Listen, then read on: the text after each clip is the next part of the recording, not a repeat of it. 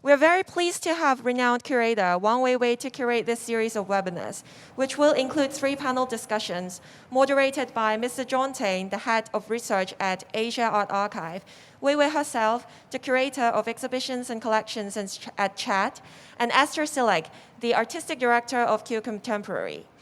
I'll now pass the time to John Tain, who will be moderating the first panel, Exploring the Unknown, Discovering, Archiving, and Collecting. John. Okay, thank you, Elizabeth. And thank you to Weiwei for who curated the series Tracing the Fragments webinar, the webinar series. And it's my pleasure to welcome everyone to Exploring the Unknown, Discovering, Archiving, and Collecting, the first panel in today's series. Since we're running a little behind, I will just go ahead and cut straight to the introductions and present the speakers in order that they will be speaking in. So first we will have Xia Fenrong, who is a curator based in Kaohsiung, Taiwan. He was senior curator and founding staff member of the Rockbund Art Museum from 2009 to 2020. He curated exhibitions including Walking on the Fade Out Lines in 2018, Tell Me a Story, co-curated with Amy Chen in 2018 at the Fondazione San Reto in Turin. RAM Highlights 2018, Is It My Body, also 2018. And Opera for Animals, co-curated with Cosmin Costinas, Claire Shea, and Billy Tong, 2019. And RAM Highlights 2019, Before the Whistle Blows. Then after Fanon, we'll have Queenie Rosita Law, founder and director of Q Contemporary. She leads an international team to build a platform and state-of-the-art institution to see, learn, and collect Central Eastern European contemporary art. Dedicated to Central Eastern Europe talents, she aims to make a palpable difference to the content of the contemporary art world. After her will be Kasia Reddish, senior curator at Tate Liverpool, responsible for the program of exhibitions, collection displays, new commissions, and international collaborations. Prior to that, she worked at Tate Modern from 2010 to 2015, where she curated a number of exhibitions and film screenings. As part of Tate's international acquisitions team, she contributes to the collection strategy, working closely with Russia and Eastern European Acquisition Committee. Between 2008 and 2015, she was director of Open Art Projects, organizing an organization focusing on experimental art commissions. And then finally, last but not least, we will have Pi Li, who is SIG senior curator and head of curatorial affairs, and plus a visual art culture museum in Hong Kong, which will be opening at the end of this year. He previously served as the Deputy Executive Director of the Arts Administration Department at the Central Academy of Fine Arts, KAF, from 2001 to 2012. Exhibitions Pili curated include Right is Wrong, 4 decades of Chinese art in M+ SIG collection at Whitworth Gallery in Manchester, and Build Museum in Umeå 2015 and 2014.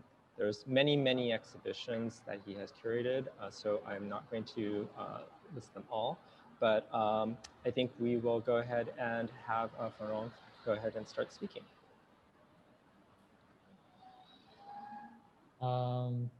Thank you. Thank you, John, for your introduction. And thank you for having me. Good afternoon, this is Xie Fengrong. And as John introduced, formerly I work as a senior curator at Rockbund Art Museum, and currently based in Kaohsiung, Taiwan.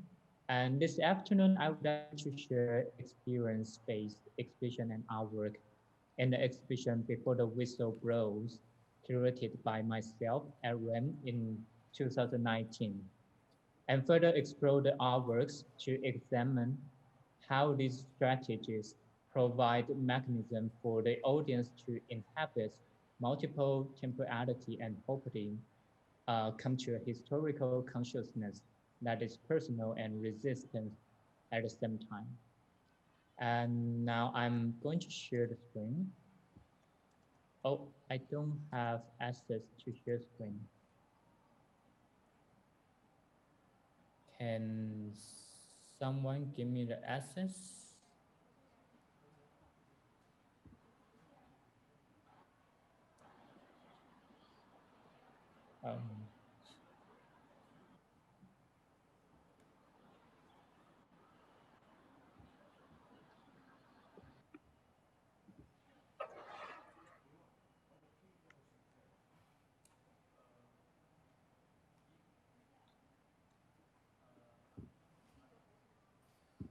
Is there anyone can give me access to share screen? Yeah. Thank you.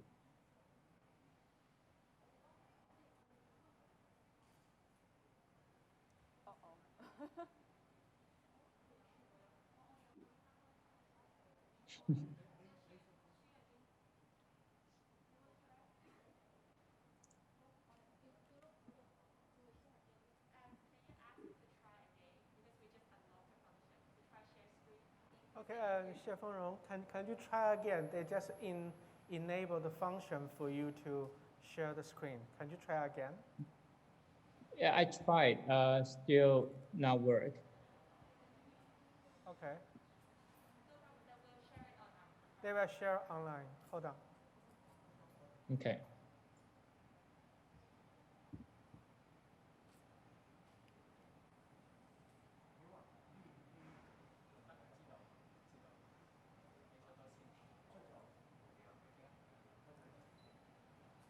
Yeah. Can you see that? Feng Yeah. Great. Yeah.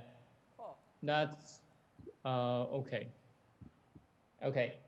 Okay, so I will continue my presentation. So yeah, while I was doing research of the exhibition in 2018, it was the time more and more conflicts happening, or we should say those existing conflicts were becoming more visible in this world. Some artist friends and I felt anxious about the situations because our life had been strongly impacted by those conflicts.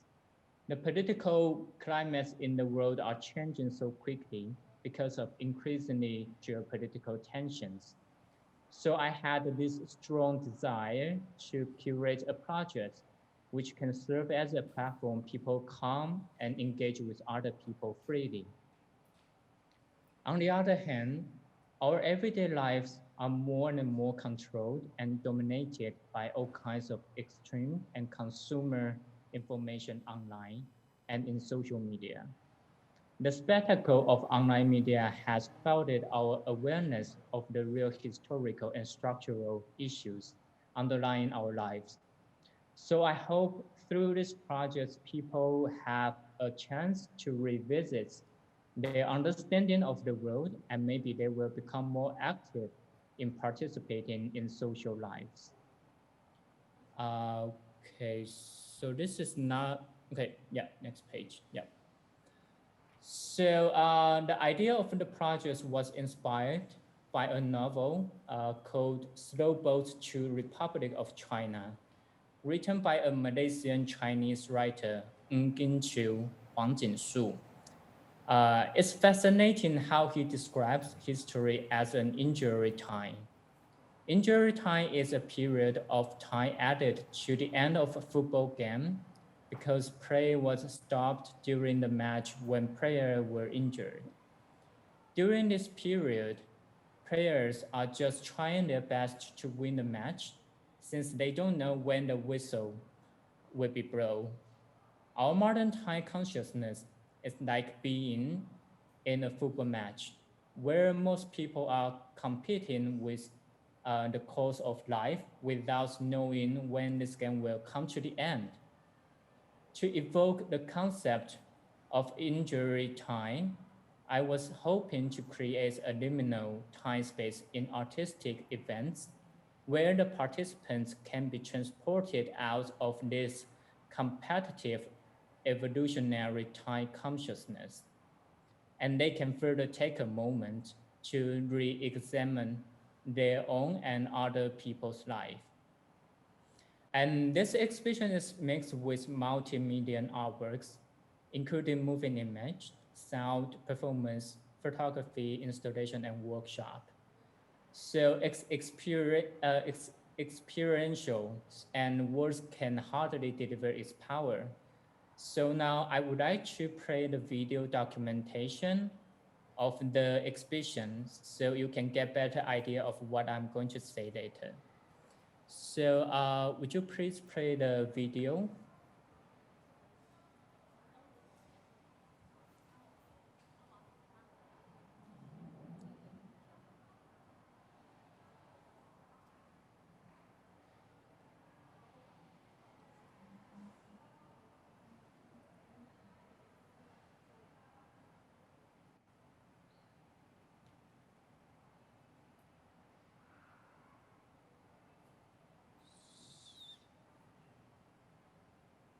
So are they preparing to play Yes, the video? I think they are playing. Okay. Yeah, hold on.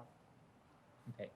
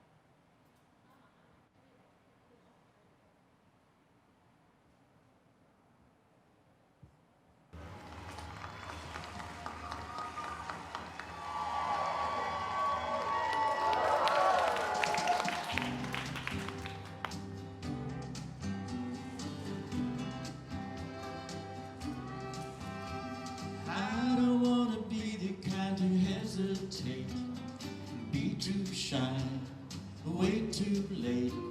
I don't care what they say other lovers do, I just wanna dance with you. I got a feeling that you have a heart like mine, so let it show, let it shine.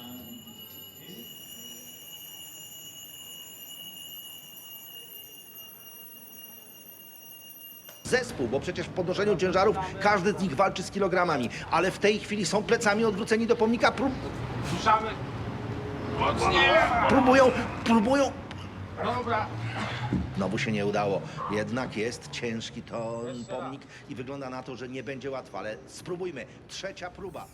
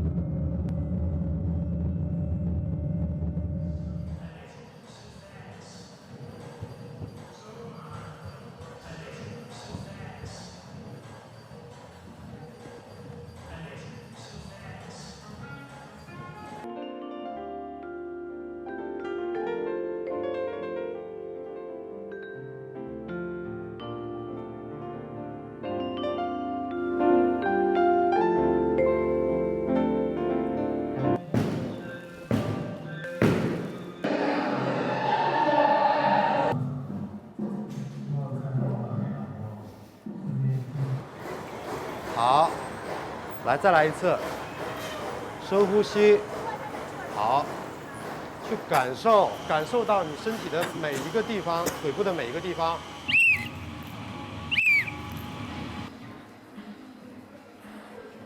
对，非常好，非常好。OK。哎，对的，做的非常好。对，感受一下一前一后的这个运动。感觉你的腹部像一个气球，它充满了空气，你刚呼吸进来的新鲜空气，然后吐气。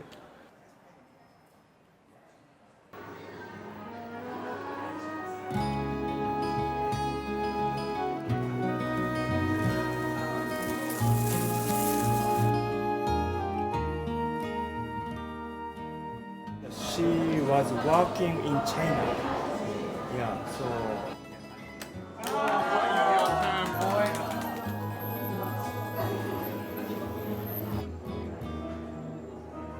Yeah, so just go around, get some drinks, get a little bit drunk, and then you can join me, okay?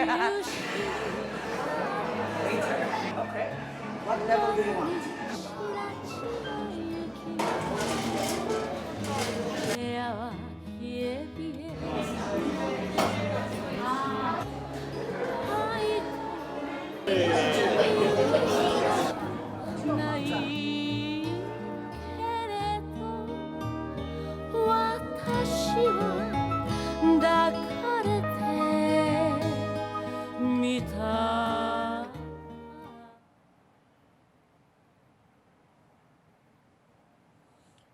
Okay, so yeah, please get back to the PowerPoints. And then, sorry, due to the technical issue, so you cannot hear the sound well. So can we show the PowerPoint? Yeah, they're working on that.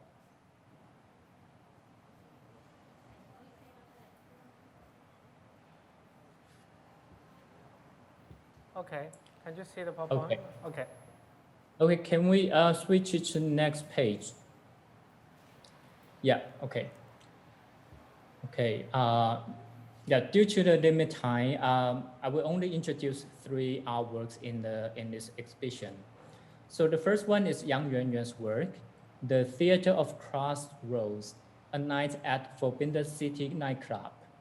So Yang's project is researching on a female film director, Esther Yin, who was active in the 1930s. Through Esther's stories, it opens up a history of female Chinese diaspora from the 1930s to 1960s. There are different female characters in Yang's work. One of them was Kobe Yi, who was iconic exotic dancer and the last owner of the legendary nightclub Forbidden City in San Francisco, Chinatown. And the club later closed in 1970. So the history of Chinese diaspora can be also considered as a type of injury time, especially before the Chinese Exclusion Act was abolished. They were caught in between 2 countries, 2 cultures, and sometimes multiple forms of the belongings. In the exhibition, the artists created a short documentary about the repertoire in their nightclub performance. This repertoire is a theatrical reconstruction of an unresolved murder case of a high-end Chinese prostitute in San Francisco, Chinatown. In these reconstructions, the performers seek to understand the causes of the murder with their acting, dancing, and singing. In doing so, they are sneaking in a form of poetic justice while entertaining the white audience, who eroticize and exoticize their performance. For me, this is a very subtle form of artistic resistance. The most interesting part is the live performance in the museum that you also just saw in the video. It's like they are dancing for the audience again, but this time around they are dancing to a group of Chinese audience in Shanghai. The politics of gazing is dramatically changed because of this relocation. If before in the US, they have to make themselves erotic, exotic for American white audience. Now in front of a Chinese audience, are they still doing the same thing? For me, this work is significant in the sense of opening up questions about Chineseness and allowing contemporary Chinese audience to revisit the historical questions about being a Chinese subject transculturally. Even in seemingly mindless recreational life, there is a lot of unseen politics in this artwork. We are hoping to expose these unseen politics. And the next artwork is a contemporary example. So could you go to item bar, the PPT, go to item bar page.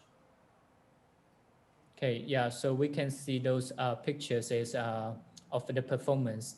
So in the middle of the lady was Kobe E, who just passed away last year. She was 93 years old. And next page. Yeah, here some scene of the performance. And next page. We skip this one. Next, and next, and next.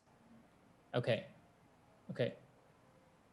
Okay, so in the video, we just saw in the end part of the video, we saw there are many people in the bar environments.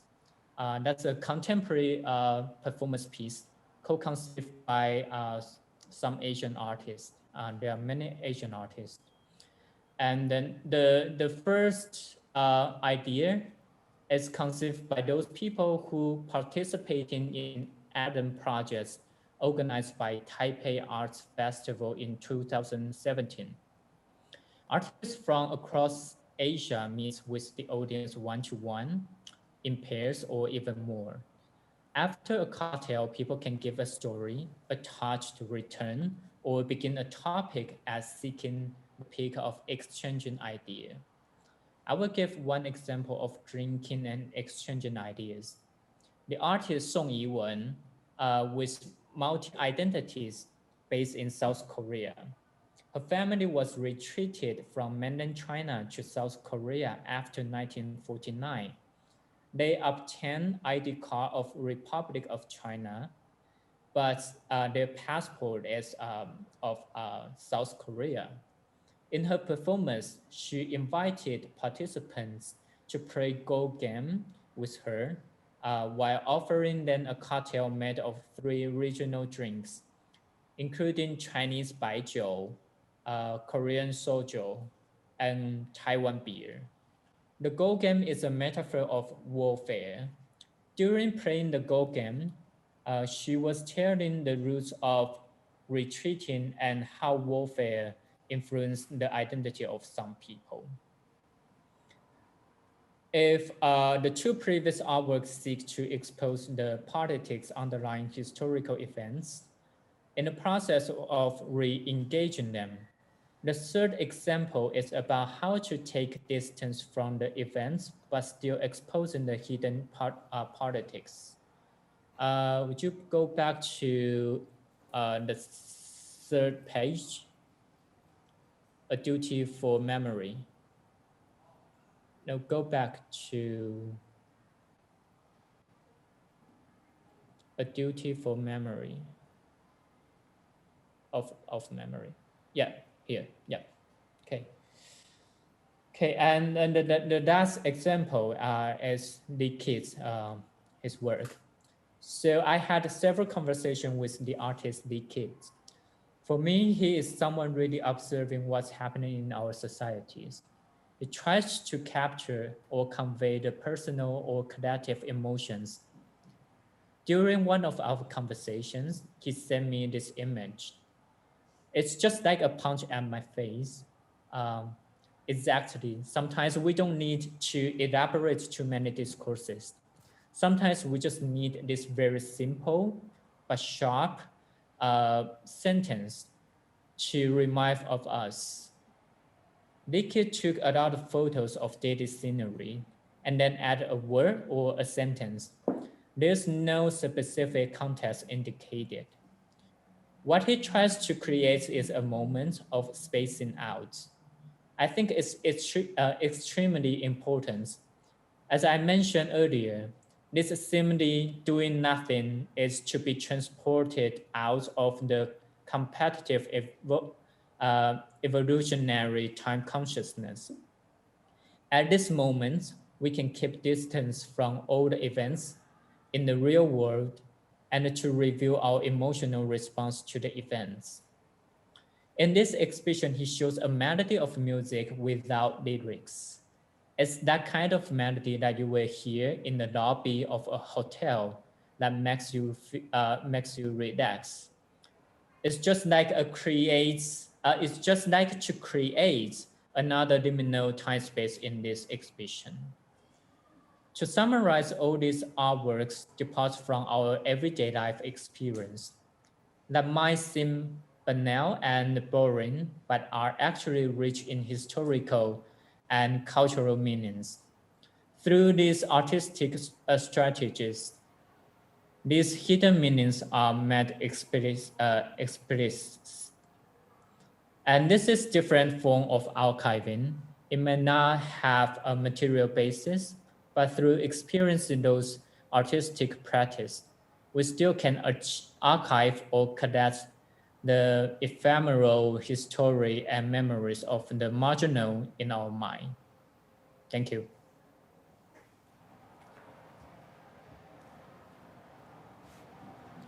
Okay, thank you, Fernand.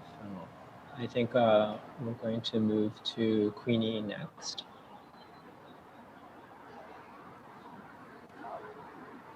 Hi. Can you hear me? Hi, everyone. My name is Queenie. I'm the founder and director of Q Contemporary. So today I'll be speaking about discovering and collecting Central Eastern Europe contemporary art. So here, let me show my slides.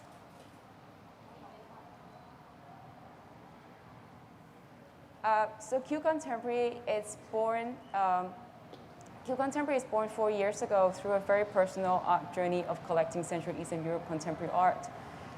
Through this journey, I went to Budapest as my first stop 4 years ago, and I still remember the feeling of how I discovered the artists there and actually going to the artist studios, that excitement and that joy. And through that journey, still 4 years after, I went to 10 countries afterwards. That joy is still existed, and then it actually even deepened even more. And since then, we built a space over in Budapest to be our headquarters in Central Eastern Europe to actually show Central Eastern Europe contemporary art through the collections and exhibitions. So Q Contemporary focused on 17 countries in Eastern Europe.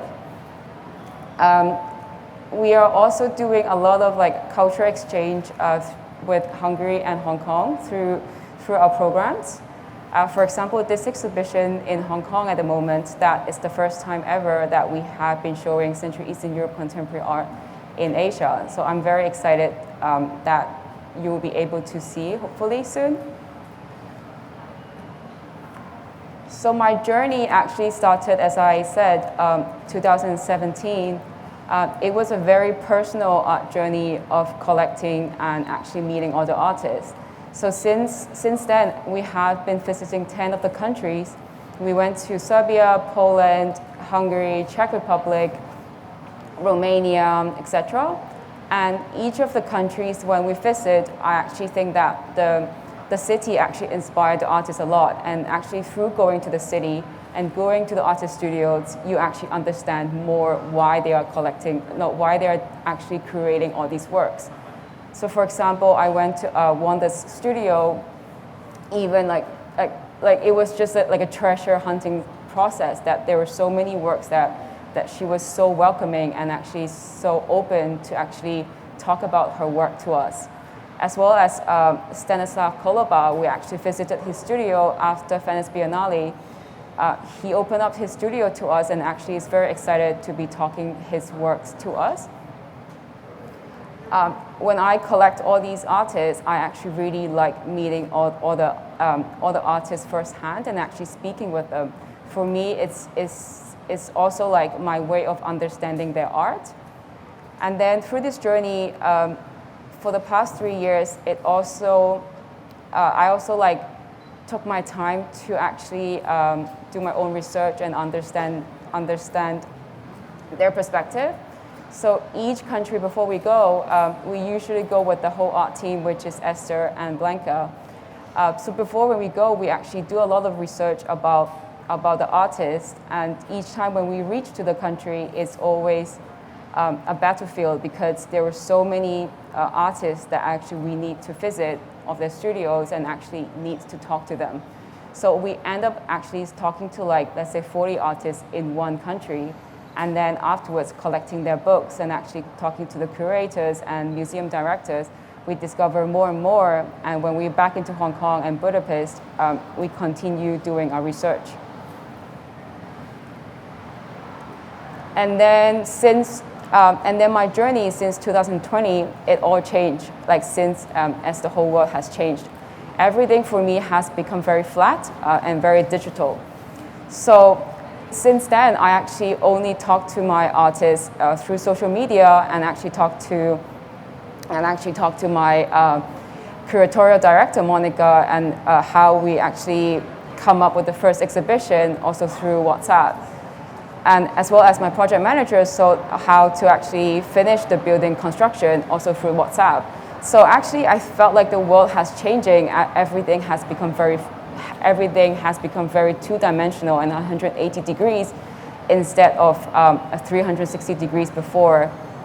So this year, I changed my strategy. Instead of discovering new artists and actually to collect more new artist work, I changed my direction into deepen our knowledge and actually how can we actually archive all these artworks. So for example, Martin Nemesh, like I have been following his work for the past 4 years. So when he uploaded his new work onto social media, I messaged him right away to ask him directly how his technique has changed and what actually what materials is it, you know. So I felt like my journey since then has become a little bit different, and then I hope that in the future it will be coming like a combination of both. So as I said, my journey of collecting Central Eastern Europe contemporary art is a very personal art journey. So the first artist that I would like to talk about in my collection is Szemon Hantai. So he's a Hungarian artist. He moved to Paris in 1948. So his work, so actually he's very interested in the script writing, the automatical script writing by Jackson Pollock. So the way of how he actually creates his work, he actually folds the canvas and he paints on them and he unfolds them. So such a simple concept for me, and then the color, and then when he unfolds them, that it creates a pattern. So for me, like I really enjoy seeing that visible and invisible gesture that is through a simple concept. The second artist I would like to talk about is Gitzella Ragatti. The color is a little bit different. I think it's because of the screen, but in real life it's a very translucent and very pale color. So she is a Hungarian artist. She is a representation of the geometrical art from Hungary. So she actually has a very mathematical and calculative way of painting her works. So her works is always on paper, and then when she paints on them, she actually only uses one brushstroke on one color, and then she overlaps each of them, and then that's how it has. So that's how the final artworks has its own system. So the third artist is Olga Yevrich. So she's an artist from Serbia. So Serbia was our last trip in 2019 in November in the Eastern Europe region when we went and when we discovered. So she is an artist from Belgrade.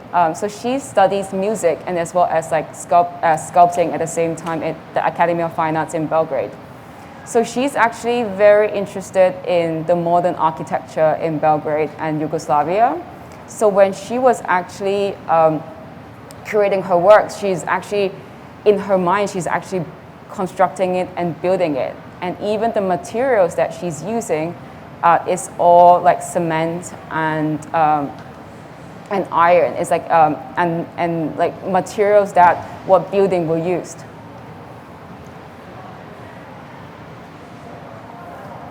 And then another artist from Ukraine, Maria Kulaskovica. So she's a Ukraine artist, a young artist from Ukraine. So she is a feminist and an activist. So she actually uses her own body and casts it. And then, so her works actually is a documentation of her own body. And in a way that like, when it's becoming outside in a garden or in the building, it becomes like an architectural way of like showing her body. And the last artist that I want to talk about is Martin Nemesh. So he's a young artist from Hungary and actually is living in London at the moment. So when I first met him, he was still living in Hungary, and actually I followed his career for the past 4 years. So his work has changed since he moved to London, and he's very interested in the idea of a very hectic city and how actually the spray paint actually reflects the modern, like the city life, as well as very interested in the urban kind of settings. So he's also one of the artists that we will include in our first exhibition show in Budapest. Thank you, everyone.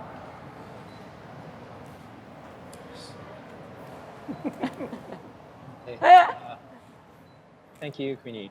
So, and then following you, we will have Kasia. So if you could unmute yourself. Yes, thank you, and thank you for the invitation. It's great to be here. Thank you, Queenie and Shah, for your wonderful presentations. There's a wealth of information to digest there. I will do a short introduction, and in the meantime, if somebody could disable me to share my screen, that would be great. Oh, you're sharing it, great. Fantastic, so I'll get straight to the point. So, wondering how to respond to the topic of the exhibition, but also of this panel, discovering, archiving, and collecting. I thought that so much of the show, who looks fantastic by the by the looks of the catalog, which I haven't, but the exhibition I haven't seen, but much of it deals with dialogues and with international dialogues. So I thought that I will use this opportunity to highlight Tate's commitment to the notion of transnational. And then moving on, I will speak about some examples from my own independent practice of how to continue establishing dialogues with the artists and how to continue presenting regional art in international contexts. So transnational, and you can see it on the screen the way we see it, transnational is a way of understanding and curating art that encourages the idea that art and its histories are interconnected beyond its country of origin. So it approaches art to explore points of contact that go beyond national, focusing on the moments and effects of exchange and movement in artist practices. And Tate is exploring those connections between international art and artists, both in the collections and exhibitions at Tate. And here I should also say that this results in the approach that means that you hardly ever could go to a Tate gallery, any of the four venues, and see a room of really national art or devoted to national local histories. Our collecting strategy is based on this notion of making sure that art from all regions is incorporated into this global dialogue. So Tate curates in terms of research based on regional division of our respective expertises between the curators. Since 2012, I've been involved in the activity of Russia and Eastern Europe Acquisition Committee, which helps us to acquire works from the region. But when selecting our works, we always ask the question, how do they fit the bigger dialogue in international art. And obviously the existing collection is the starting point for those considerations, how to strengthen certain notions that are already represented. But with time, we keep discovering fascinating connections which actually bypass the Western canon and the dominating Western narratives in art. Maybe let's move on to the next slide, please. So I'll show just a couple of examples of how we're showing what we acquire. And as you probably know, we either focus on transformative works by individual artists or acquire one work which is representative of their practice, or try to expand the representation to present the in depth. Anna Lupach, who's a fantastic Romanian artist, was one of the first acquisitions at Tate. And we were lucky enough to acquire her large-scale installation, The Solemn Process. And this is the image of the display at Tate Modern when you see a whole solo room devoted to her practice. But just to say that this room is obviously part of a suite and series of rooms highlighting other practices. The next slide, please. Another solo room, again, outside of this national notion, but highlight on individual figure. Paul Neagu, also a Romanian artist, fantastic performer, who actually taught at in Britain, inspiring many artists who came after him, including Anish Kapoor, for instance, who was his student. Next slide, please. You will see a very beautiful selection of works by Polish conceptual artist Edward Krasinski, someone who we have quite rich holdings of, and he also was subject to a solo exhibition at Tate Liverpool, which then traveled to Stedelijk Museum in Amsterdam. And that was his first retrospective in the UK, and I think only the second or third one in Europe. And this is very much part of our remit to make sure that we can highlight those positions which were previously underrepresented on the international scene. And the next slide, please. Another example is the way that where we show works thematically. This is a display called Workers, and within that we inserted a work by Olga Yevrich, a Russian artist and photographer, and her work on duty was shown with a number of other photographs from all over the world where workers and people at work, where the notion of labor was addressed. And the next slide, please. Another example of really merging all the tendencies together. We have the Beyond Pop display, and in the background you can see Boris Orlov's works and Viktor Pivovarov's works set against this fantastic selection of artworks from various countries, from Iran to France. You can see Fougeron in the background, or United States with portraits of Mao by Andy Warhol in the same room. And the next slide, please. Apart from that, we are also featuring phenomena stemming from individual cities. There's a number of thematic rooms at Tate Modern which stem from cities like Zagreb, Tokyo, Sao Paulo, and here in Zagreb we presented mostly material and artists related to the Nowe Tendencje movement in Zagreb. And the next room, next slide, please. The next room is a view from Tokyo. So again, we show certain phenomena within a very global context and look for differences which can build on our understanding of art, but also similarities. And there's so many, regardless of very different political and social contexts where our practices develop.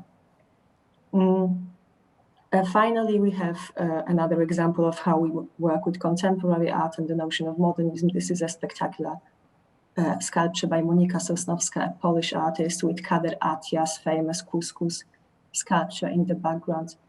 And on the next slide, not an artist from the region, but I just wanted to highlight the space in the Tate Modern's tanks, when we could see Rebecca Horn's installation still just very recently, but Taos Makhacheva's works from the collection are the next ones to be displayed there.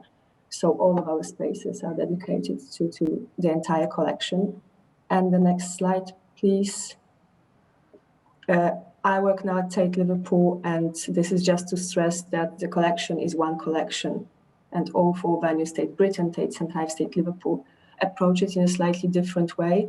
But this remit of highlighting transnational dialogues is common to all of the venues, to all of the sites. So here I'm just going to mention briefly, and if I could have the next slide, the Tate Liverpool's collection rehang, which is something that we plan to do for 2022. And one of the sections will be devoted to this notion of global modernism and the decentralizing modernism. And maybe let's just go quickly through the slides of some Bauhaus artists. So we should be on the next 2 slides. I'm seeing what you're sharing with some delay, I think. Yeah, that's our Bauhaus display. So very much a small room dedicated to decentralizing Bauhaus. And the next slide, when you can really see how can we have the next image, please? Yeah, when you can really see how this notion that the school of Bauhaus, the knowledge, the style of working and the values were transmitted. So we have a great collection of Japanese Bauhaus photography. And next slide, please. You will see Tadayoshinsky, a Polish photographer, also working in similar vein. And we can go through next 2 quite quickly. Another example, Georgi Kepes, a Hungarian photographer. But here also Gego, who left Europe during the war and worked in Latin America. And we're showcasing how she expands this notion of simplistic modernist architecture into the sculptural field. And the next one will be Kia Henda, who's an Angolan artist, and this work very much comments on this notion of local architecture versus global architecture. So these are the kind of cracks and values and tension that we really try to identify, especially given as Liverpool is a port city. It played a major role during the British Empire in colonizing countries and also in slave trade. So it feels really important to highlight certain tensions that the notion of global modernism brings to us. Okay, so now we can move on to the next project, and here we're moving on to my independent practice. This is an exhibition that I curated for Muzeum Susz, located in the region of Engadin in Switzerland in 2019 and 20. And it's a new museum which was founded by a Polish art collector with strong commitment to feminist art practices, but also with strong focus on the regional art. Her collection is international, but this emphasis on Polish and Eastern European art practices is very strongly visible there. So I was invited to curate an exhibition which will inaugurate the museum, but also set a certain agenda for its profile in Switzerland. And obviously the visitors of the show were an international group, so not only people from the local population, but the museum is located quite close to St. Moritz with multiple galleries and collectors coming and visiting it. I titled the show Woman Looking at Men, Looking at Women, just to address the key strengths of the collection. But what we're trying to achieve there is to really incorporate Polish and Eastern European art into more, not within the landscape of more known, especially locally artists. So that's one of the first rooms where you can see in the background a painting by Teresa Pongowska, some works by Wojciech Fangor, but all of them put together in dialogue with Maria Lasnik, with very familiar to all of us, Sara Lucas or Sylvia Slee on the right-hand side. And the next slide, please. That's another room and another example of me grappling with this notion of looking for dialogues with Lucio Fontana, Magdalena Bakanowicz, who's also featured in the exhibition at Cage 11 right now, and photographs of Renate Bertelmann from Austria. And the next one. Another room with Maria Bartusova and Birgit Jürgensen. Again, this notion of 2 different countries speaking to each other. And the next one, I'm trying to go quite quickly because I'm conscious that we were quite late. The next slide, please. And voila. A painting, shockingly strong painting by Andrzej Pruvelski, a Polish painter, juxtaposed with Louise's bourgeois, small sculpture, small but powerful, addressing the theme of loss of a child, both of them. And the next one, which will be the final one for Zush, Jeta Bratescu, who's also an artist featured in the exhibition, here shown alongside beautiful works by Karol Rama and with Ellen Cantor in the background. So Bratescu is the painting that you look at frontally. So that's just quickly about Zush, and I must say that this idea of translating certain Eastern European practices through contextualizing them within a more international canon really worked for that very moment in Switzerland. The exhibition was well received, but we could also see a proliferation of smaller shows featuring artists which weren't previously known, but were presented in that show. We started to slightly infiltrate the local landscape, which was a great satisfaction. And then the next slide, please. The third initiative is Art Encounters Biennial in Timișoara, and I decided to speak about it because of the proximity of Timișoara to Budapest. It's only 4 hours drive, but also this is actually when I first met the lovely colleagues from the Q Contemporary Foundation who invited me to this panel. The biennial is slated to be open in October 2021. My proposal for the biennial is not only to focus really on the region, but also to do an exhibition which oscillates between emerging and historical practices. So stemming from the city of Timișoara, which has very strong art school, and Sigma Group, which was this experimental collective in the 60s, 70s, and 80s who used to teach them, but also were responsible for taking the students outside of the cities and going to work with the landscape. I propose to prepare a show which features historical practices of art and artists working with nature, and then its contemporary counterpart. And I'm only going to mention the historical side of the show, which is very much in flux and a work in progress. I'm going to quickly show some photographs of really fascinating material, but at the same time, I'll be quite discreet because the press launch of the biennial is not until the 4th of March. So I've been granted permission to share that with you, but not to give away too much. So let's move on to the next slide. And what you see is just a sequence of examples, but they're not structured yet. And that's because this idea of discovering, especially online, this research online without seeing the archives is really slightly nightmarish. But some of those works I haven't seen before, and many of my colleagues haven't. So it gives me a great satisfaction. Can we move on to the next slide? Yeah, and the next. There were some dreadful typos on the slide, on the previous slide. Sorry for that. So the first slide was giving you a glimpse of the activity of Sigma Group. We're also going to present this film by Karpo Godina, who was a Slovenian Croatian filmmaker, which is very much about approaching nature as space for freedom, for artistic freedom, and also as a space of escape. And we know that the Eastern European, Central European countries were affected in different ways by the communist regime, and certainly one of the reasons why the artists went to work in the landscapes and in nature was because they couldn't work anywhere else. The official system wasn't open enough for experimental practices, and this film speaks very much to this idea. And the next one, please.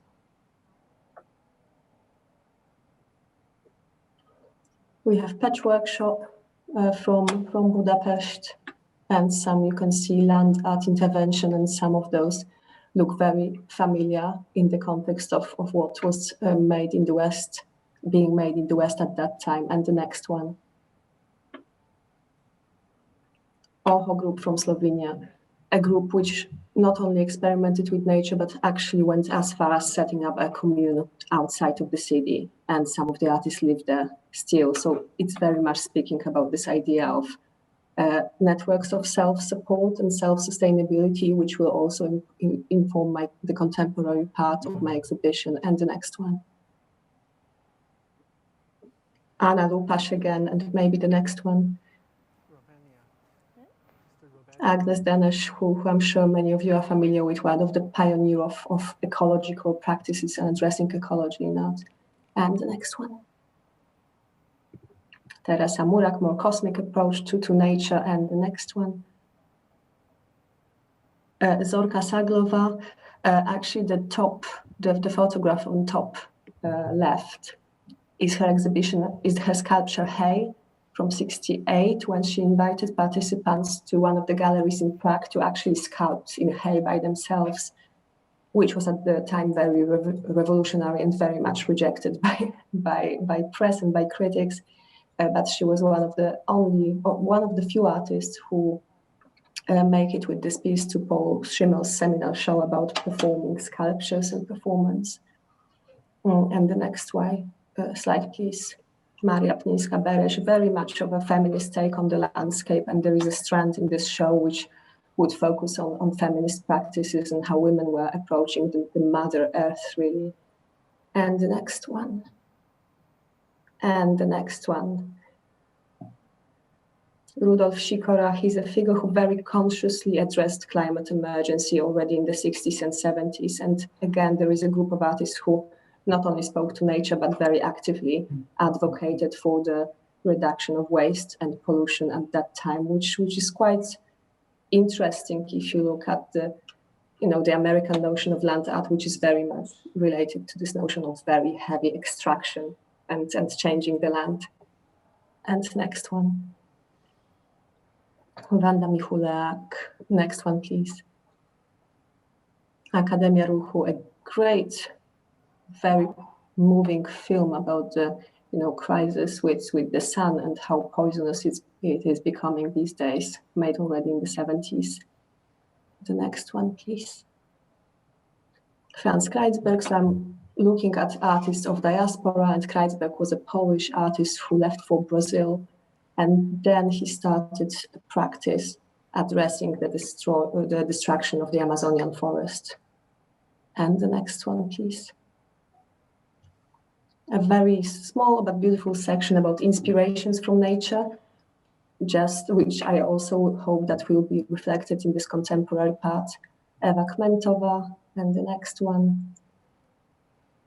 Maria Bartusova, and the next one, which should be a final slide. Oh, no, it's not. Simona Runkan, again, an artist who I wasn't familiar with before.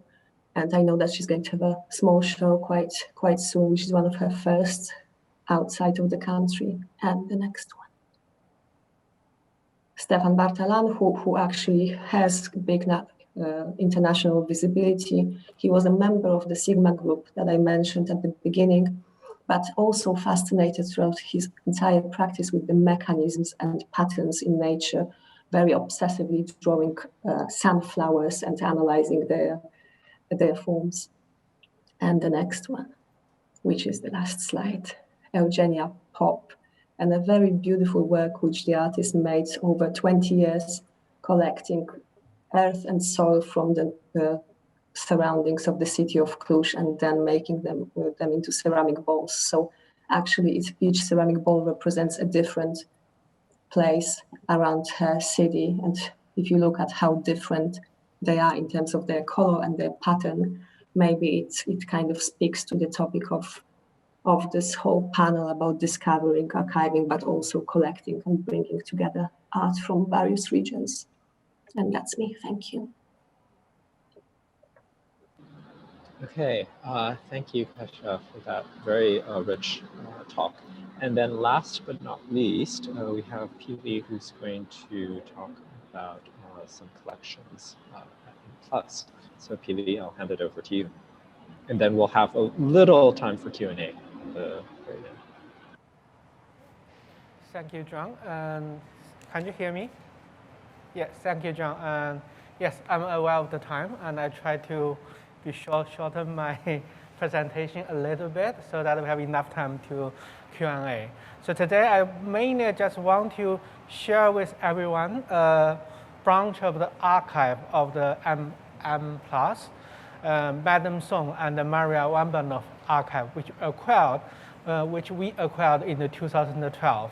I just want to have a safari into the whole huge quantity of the archive, and I want to talk about how museum working with the archive, artwork collection, as well how can we expand our story of the visual culture, visual art to the visual culture. So I just want to show some slides here.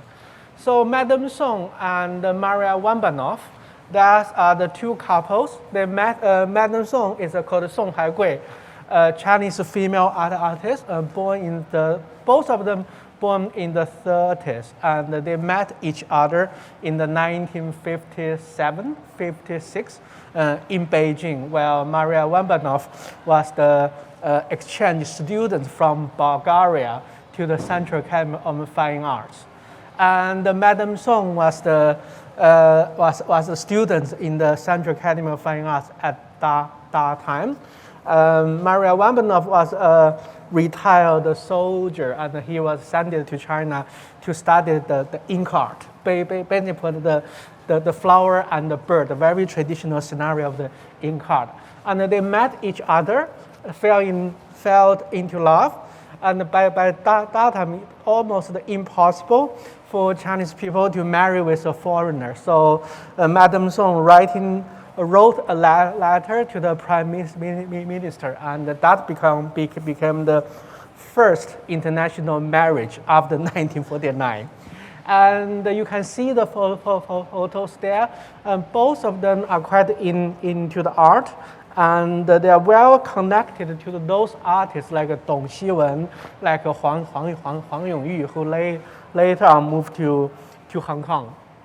And then in the 60s, Madame Song, in the later 50s, Madame Song and Maria Rambanov, they both moved to Sofia, and they settled down there.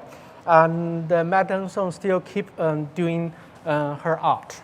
And so we can see some of Madame Song's work on the left. That's her early work about the portraits of the home, the self-portrait. She drew a lot of the self-portrait and really show her identify. And we can see that already very far away from this kind of socialistic realism style, which they learned in Beijing in the 50s. In the meantime, Madame Song worked closely with Maria Rambanov on this kind of the tapestry. So Maria Rambanov later on became a very important tapestry artist. As you know, in Bulgaria or in the Eastern Europe, they have such a long tradition for this kind of the fabric, the weaving, the tapestry. And the major achievement for Rambanov is that he turns that from two-dimensional to the three-dimensional and more dialogue with the space. But I just want to show this image from the archive here. Madame Song was deeply involved in. Basically, they are collaborate. They are the partner.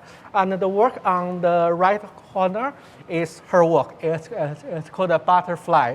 But that's also the metaphor from the Zhuangzi about the people dreaming the butterfly. And you can see very clear the sexual indication in the work. So we can see by that time she got her wellness. But her life is not only stopped here. I think she later on knew the Pierre Cardin, and who was the major. There are patrons in Paris, and later on, Madame Song became right after Cultural Revolution in 1979. The family moved back to Beijing, and Maria Rambanov taught in the Hangzhou Academy of Fine Arts. And Madame Song became the chief representative of Pierre Cardin expanding business in China.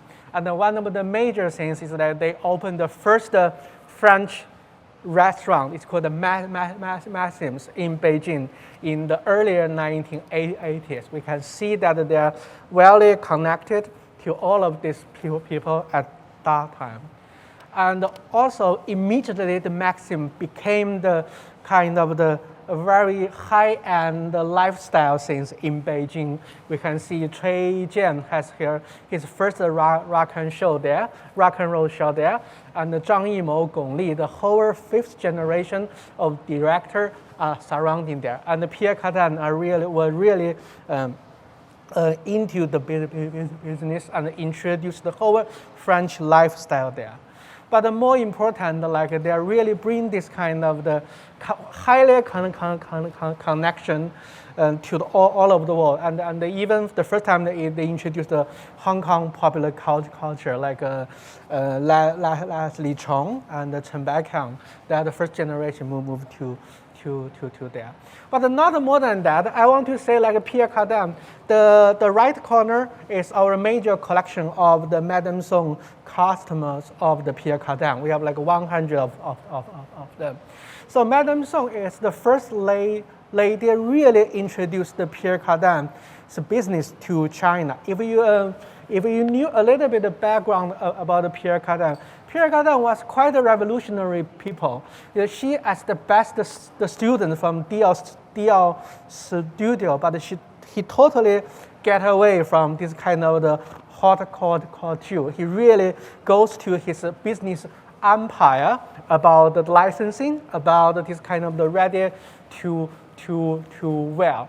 Pierre Cardin seemed like quite a revolutionary role to this kind of French high-end customers.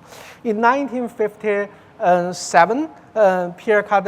in 1976, Pierre Cardin opened his first shop in the Bulgaria, in the Soviet, in the socialism country. By that time, he rapidly enlarged his business empire in the socialism bloc, even before the ending of the Cold War. And then by that time, he knew the Madame Song and the Maria Rambanov. We can see that like in the 1979, he has the first fashion show, fashion photograph shooting on the Great Wall. By that time, Chinese are really in the blue, gray, and the Mao suit. And Madame Song really helped Pierre Cardin to build up this kind of the business.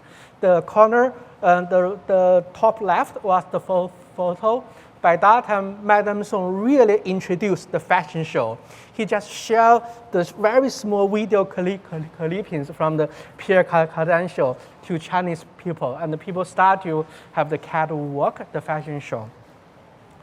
So that is really the way Madame Song is not only about like the field, the promoting Pierre Cardin business, and along with and Madame Song even helped the Pierre Cardin to got the commission to design the uniform for Air China in the 1983, and Madame Song also very actively introduced the film, this kind of international film, into China. You know, in the 80s, China really need this kind of the foreign currency, so that they really encourage foreign film producers to produce their film in China. And Madame Song was one of the major people in this kind of people. He even deeply involved in the film of The Last Empire, and she even played a role as the mother of the Puyi.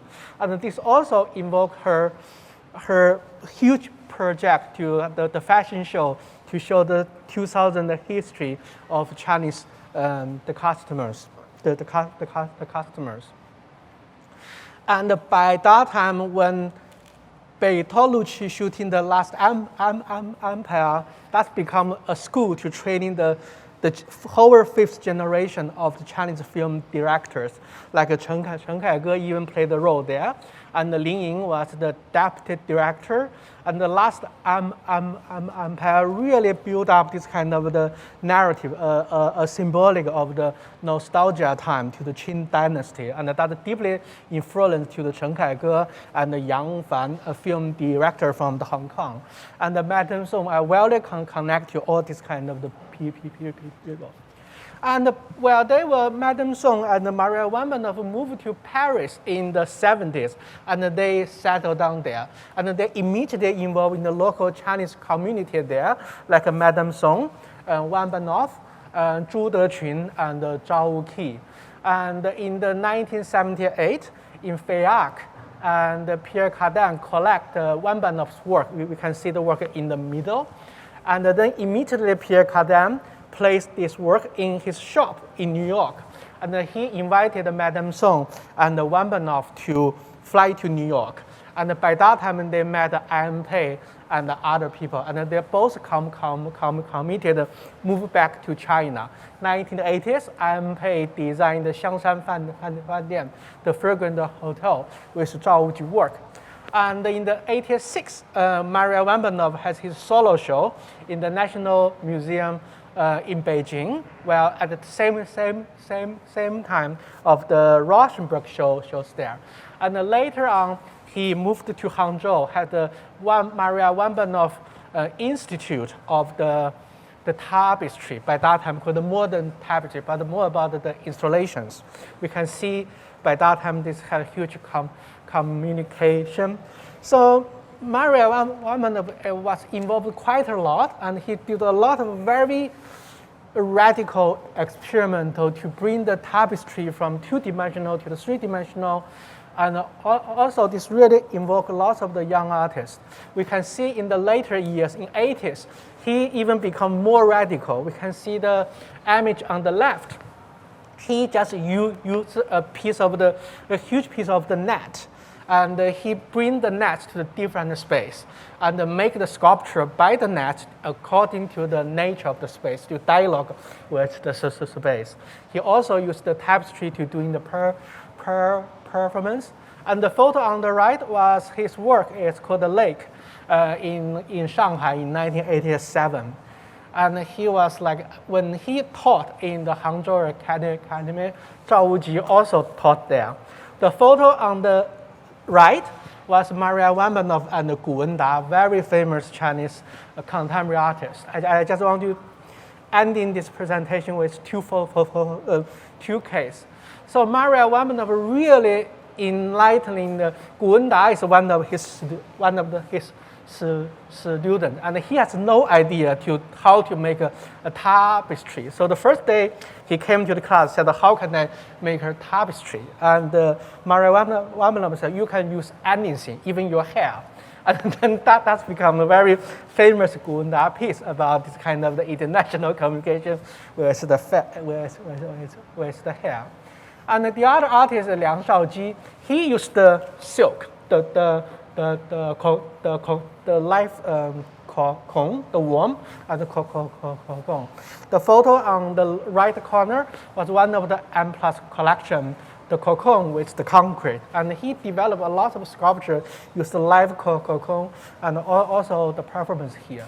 So that's like the two cases to show how Maria Rambanov was the only one of the few resources in China to influence whole generation of the, not whole, but the many critical radical artists in 80s. So these couples really become a legacy of Chinese contemporary art, and they really built up this kind of connection between the China to, we can, by go through this archive, we really can unfolding this kind of the pre-Cold War, like a pre-1989 internet circulation from China, Sofia, Paris, New York, Beijing, Hangzhou. So that's the thing we found quite fascinating. And we also can see Maria Rambanov, she was trained as a socialist realism artist, but when he moved to Paris, he really get into the in-depth in installation, three-dimensional work, as well as he did a lot of research on this kind of surrealism. And immediately he bring this tradition, this kind of the resources to China. And then this archive can really well dialogue with the collection we have in the China. Because if you know the background of the Chinese art, you know the 80s was quite serious, philosophical, but the 90s art become very commercial and very like they dialogue with the commercial culture. But if we can see here, we can see like even in the 80s, the contemporary artists and this kind of the film director, intellectuals, they are not refusing this kind of the consuming culture. They are, on the contrary, they are deeply into that. So that's really changing our understanding of the Chinese contemporary art. And then we can see a new flow, a new circulation. We can say in the 80s, it's more like the liberation on the spiritual level. But in the meantime, when Madame Song to promoting this kind of Pierre Cardin empire in China, it's really a way to liberate the body, to let people re-recognize the beauty of the clothes, the beauty of the body. And this kind of thing developed quite a lot in the 90s. So that become like a commercialization of the China. So we can see through this archive, we can see the 80s and the 90s. They are not the country or the country. They really can flow in there. So that's also the way we want to talk about like a collection and the archive, and how we are now trying to show both the archive, the customers, and the drawings and the work in the space. So I think as a contemporary art creator, you always think the work are the artifacts. They are solid. They tell you some story very concrete. But in the meantime, this archive can really give you a side story and can show you the flow, and even those unconsciously flow. So for me, that's quite interesting. I think this case can contribute to the subject we talk about, the archive and the collection. Thank you. John, I leave it to you. Okay. Thank you, Pili, for that thrilling and really breathtaking example of how the transnational, I think what Kasia was calling the transnational, is something that was in existence and has been in existence long before we think it started. You know, we always tend to think, oh, this is something that's very recent, but in fact, it has a history to decades before, if not even longer, right? One of the things, and I'm sorry, but I guess we are rather behind, so I'm going to keep the Q&As rather short. But one of the things that really kind of struck me was that, you know, this is a panel about discovering the unknown, archives and collecting, but and in some ways, I think we've been thinking about this somewhat regionally. So, you know, that's maybe the most explicit part of it. But one thing that really struck me about all of your presentations was the way that gender also played a role. And I think, you know, like very consciously, all four of you as curators are thinking about gender issues. And I think, Pili, your presentation very vividly showed the way that the archive can kind of turn a story that, you know, shifts from maybe what the known artist, Rambanov, to one which is about both of a couple, you know, Madame Song and Rambanov together, right? And about their kind of the way that they navigated this kind of very transnational trajectory. Kasia, you talked about, I think, the way that the Museum Shush is thinking about gender issues, but I think in the other work that you showed and the other projects you're talking about, you're also doing that as well. Queenie, I think, you know, this is very much part of the Q Contemporary, and especially in the show that is on view at K11 right now. You know, I think there's a kind of a showcase of women artists from Eastern Europe, and the projects that the injury time that I think you're talking about, you gave as a kind of main example. Gender is a kind of one of the threads through, for instance, the cafe project, right? In terms of working with artists of different Asian nationalities, but also with different gender identifications. And I was wondering if maybe you could, some or all of you might want to comment on the way that gender plays a role in your curatorial work, in kind of the collecting work and the archiving work. And if, you know, that kind of is how that kind of fits within the institutions and organizations that you're involved with.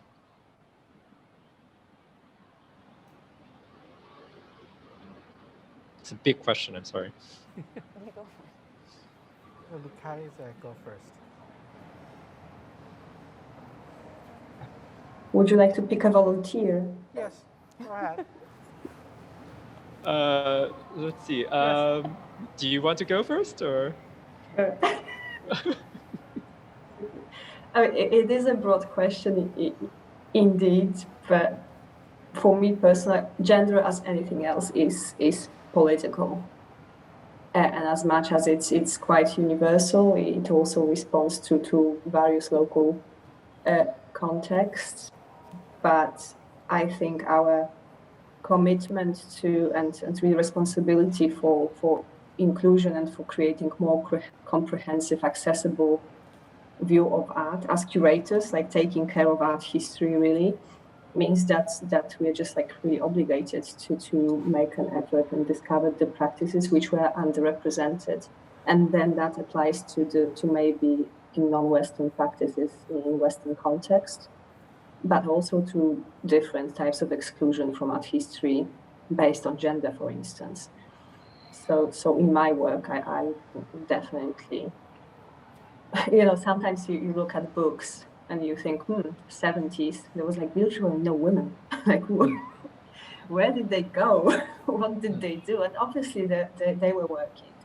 But in some literature, they are just not represented. Whereas, I think we're in lucky and privileged position that we can still get access to some more senior figures of post-war art who are still around and they can tell their stories, which is, it's not going to be like this forever. I would say we have probably 10 more years to do the job, and then it will be more of an archaeological quest. So I think it's a responsibility as much as curiosity. Yeah. Queenie, I know that this was something that you were talking about as part of your work with Q Contemporary, very much meeting with artists and kind of learning more about them. I know it's more difficult now with the digital, but how does the kind of the archival or kind of meeting and trying to recover these histories play within the work that you're doing, you and Esther are doing, and the team at Q Contemporary? So for me, that I trusted my team so much, so I actually don't come from a very curatorial background. I come from a very entrepreneur and creative and artistic background. So actually, I trusted my team in terms of archiving it and actually doing continued research on the artists that we have been looking at.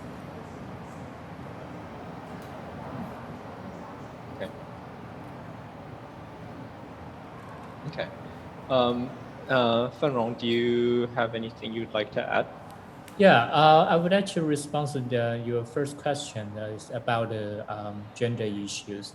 Well, actually, Yang Yuanyuan's project is really fascinating, I would say, because the world that we are living now, that we see the power of women or female is rising. And then the situation is getting better and better, but it's really hard for us to imagine back to 1930s the situation, and especially when the Chinese Exclusion Act was still on, and then because I know, for example, Kobe, she didn't really want to dance in the nightclub. And then, but she needs to should dance for life, and what she really wants to do is to design costumes. And then I think through Yang Yuanyuan's projects, not only Kobe but also other women, she let us see what they really want to do. It's not just dancing in the nightclub and dancing on the stage and entertaining people. And then we see the real life experience of those people. And then through engaging with them, that's for me, that was a really precious chance, opportunity to engage with them. Yeah. Right. Thank you. Yeah, and I think that's a really good point. I think the way that gender intersects, right? These are kind of very much intersecting kind of issues and questions. So it's, there's race, there's ethnicity, there's gender within all of this. Pili, do you have anything you'd like to add? I think you spoke so eloquently and fully, but do you have anything more you'd like to say about? Maybe I can add in one layer here, besides of the gender things. I just want to do this project. As you are aware that Madame Song, Maria Rambanov are relatively more famous in China. And we always see that Madame Song is the wife of or the representative of the Pierre Cardin. But while we're making the whole show, we dig into the archive. First, we found kind of very clear collaboration relationship. And then we really dig out the story, she as a female artist. But on the other hand, I want to add in one layer here, like M+ as a visual culture museum. By doing this, we have man and a woman, and we can say like a visual art and visual culture. We can see by digging into the archive, we also can have another like we can unpack those becovered story which was in behind of this kind of the fashion business, film business, fashion show. And we also can find can put that like this kind of on the counter of the art, like high art and low art. And then we can reevaluate this kind of the so-called low art or popular the culture thing. So I think that's kind of equal structure like a gender issue here as well. Yeah, and the way that gender maybe interweaves between the kind of high and low and kind of high culture, visual culture, right? So that's a really kind of great point. And maybe that's a good point to end on, because I think I'm getting a signal that we should be wrapping it up before the next panel begins in 5 minutes. So thank you so much to Fenrong, Kasia, Queenie, and Pili for your fascinating contributions to this first panel. And thank you everyone for joining us. And thank you to the team at Q Contemporary and K11, and to Weiwei and Esther and Elizabeth and everyone there. And stay tuned for the second panel that will be moderated by Esther. Thank you. So, thank you. Bye-bye. Bye. Bye-bye.